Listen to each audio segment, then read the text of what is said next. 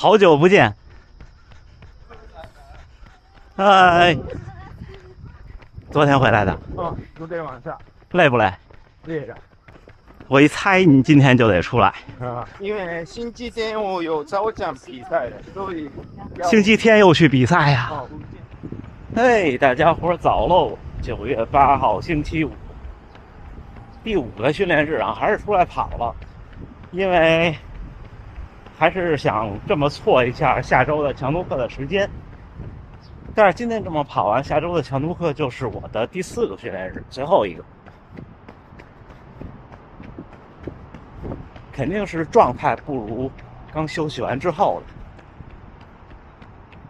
从昨天开始，感觉一下就不像是夏天了，就有那种开始变凉的感觉。刚才还下了一阵小雨。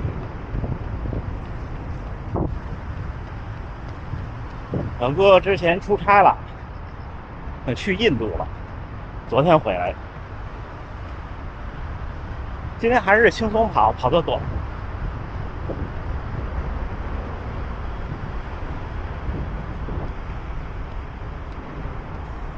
今天早上看消息 ，Pace 3在日本这边也有货了，就又有货了。这边卖33000日元，差不多就是1650。最近汇率还是不错的，所以最近出来玩的小伙伴们合适。今天轻松跑一个，咱们聊聊天，跟大家分享分享训练的心态。为什么要说训练的心态呢？那天有一个小伙伴说的特别好，就是我如何去面对强度课，或者说我们如何面对比赛之前心里的这种忐忑。那确实是啊，我现在对速度能力有压力，真心话。因为别说1小时15的半程马拉松，我就是想 PB， 我至少也要跑到3分39的平均配速。如果想进入17分钟，那应该是要跑到3分38。在赛场上你肯定是你要多跑一些的，可能要3分37，因为半程马拉松更短。你看21公里，每公里差1秒才21秒。马拉松真的是又刺激又残酷。你们看，很多2小时40分40几秒、30几秒的人，很可能今生的运动生涯就停在这个成绩上的小伙伴们，那其实就是每公里差1秒啊。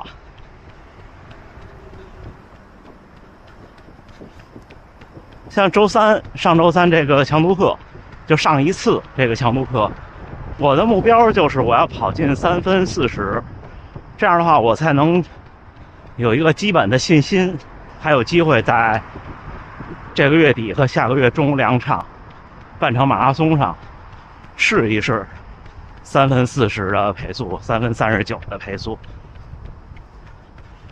因为还考虑气温原因吧，周三的时候还挺热的呢，要是今天这个气温可能会稍微再舒服一点。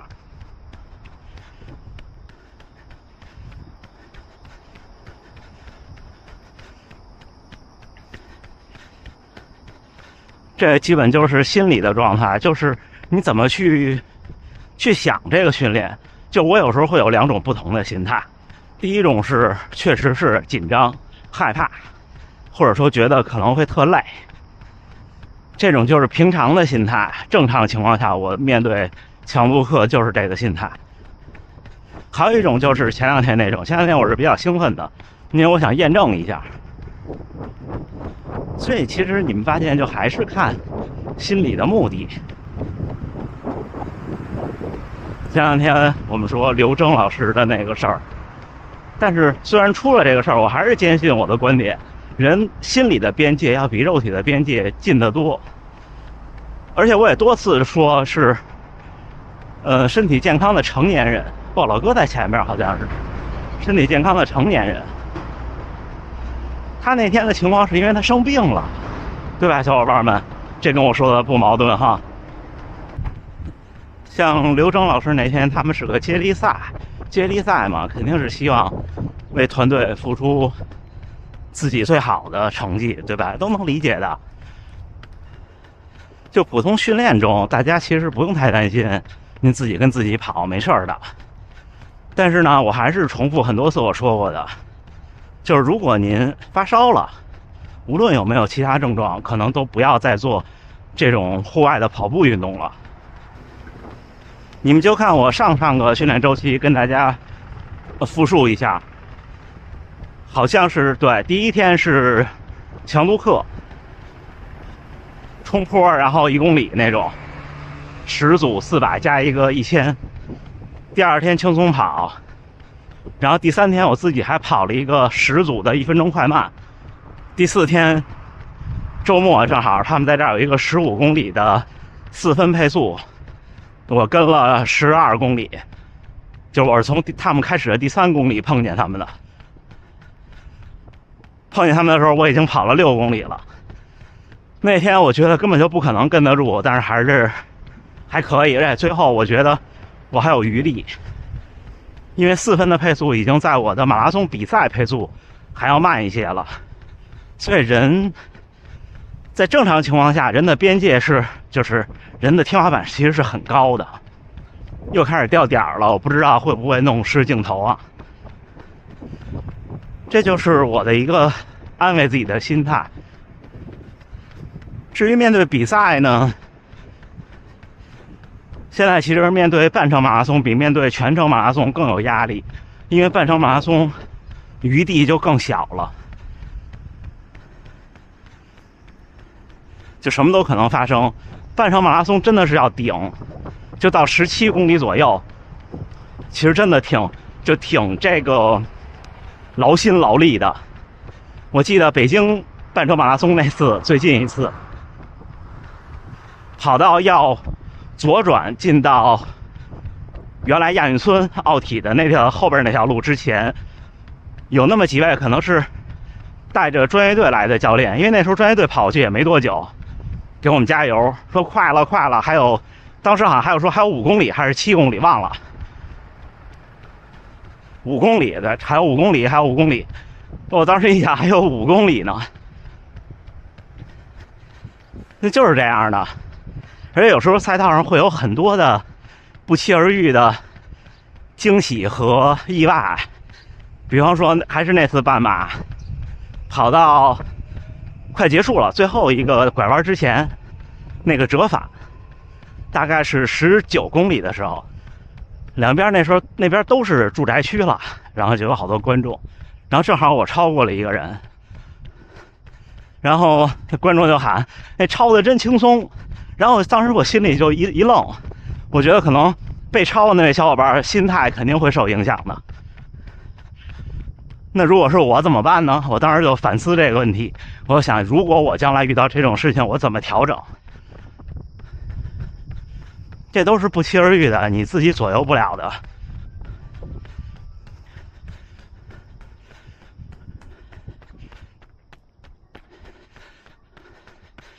所以面对强度课的训练呢，大家是这样，我觉得，习惯它比找办法更重要。为什么这么说？我还是拿我的去年这1年的训练做反面教材。去年1年我每个月都是500公里，但是强度课少了好多。就是我给自己找了理由，我说你都跑这么多了，就以量就以长度换质量吧。现在看来是不可取的，因为你越不跑越害怕，你越不干将越再难启动。您现在每周3成了习惯，明天我休息了，他们明天又约了一个15公里，但是明天是我的第6天了，我肯定不出来了。就是这样，现在每周3成了个习惯。因为什么我意识到那个时候的状态不好呢？是那段时间我看还是元大都跑步俱乐部的分享，他们每周3的强度课，还有周末的长距离，我觉得这我跟不上啊，好可怕呀！我就发现问题了。所以一切劝大家放轻松的话，其实都没什么用。您就是多跑，像普通的爱好者，就咱们这样的，就是一周跑一次，有点强度的训练。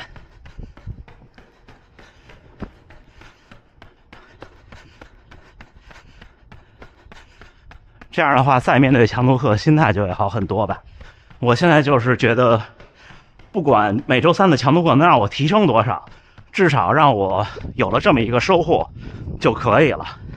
虽然我老说只争朝夕，但是你只要每天做的事情让你发现有意义就好了。就像昨天我聊我那位同事一样，他们快离开了，还每天都聊天，回头跟大家分享分享这种生活。这种生活叫什么呢？在我看来，比较官方的说法就是数字游民，这不是个贬义词啊，这是个官方词，也挺好。我觉得你眨眼就要40岁了，很快我就38岁整了。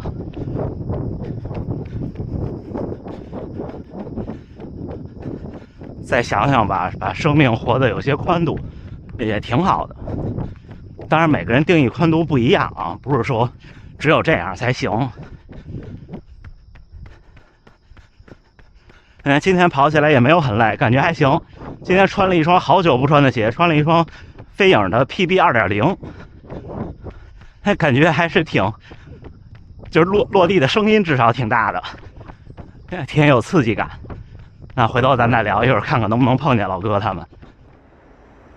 哎，小伙伴们，9月8号星期五清晨6点33训练结束啊！我把这相机吸到一个铁柱子上、铁门上，看看啊，今天还是就跑了一个10公里，平均配速5分13，跑了52分钟，最快432，平均513，平均心率131，功率190，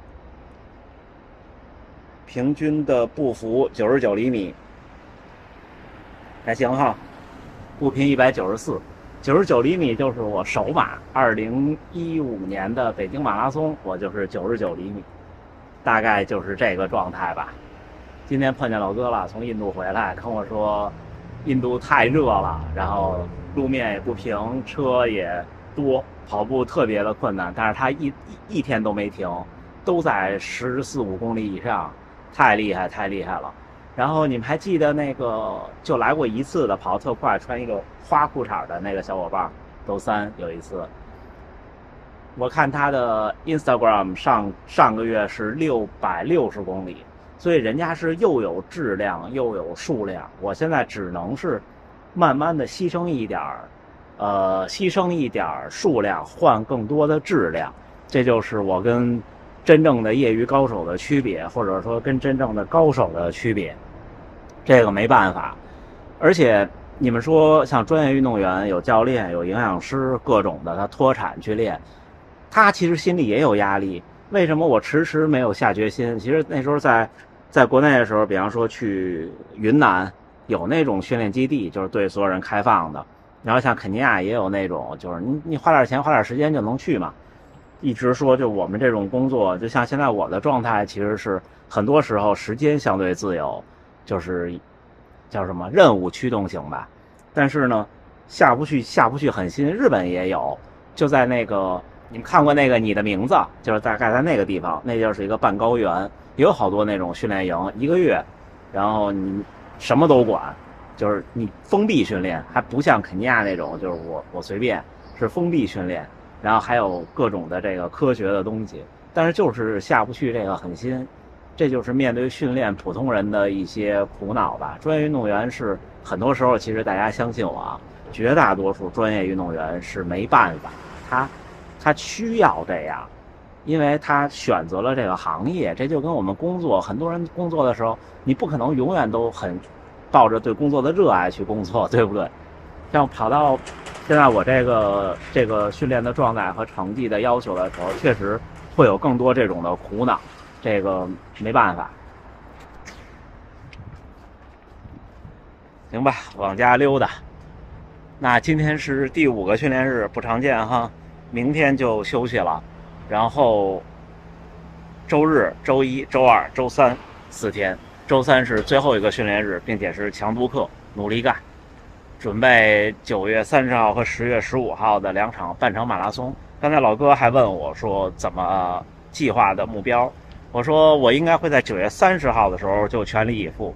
如果9月30号能够实现我成绩的目标，10月15号的东京会更多的放在赛道体验上，并且给大家拍摄，因为那个是跑回体育场的，还是很不错的。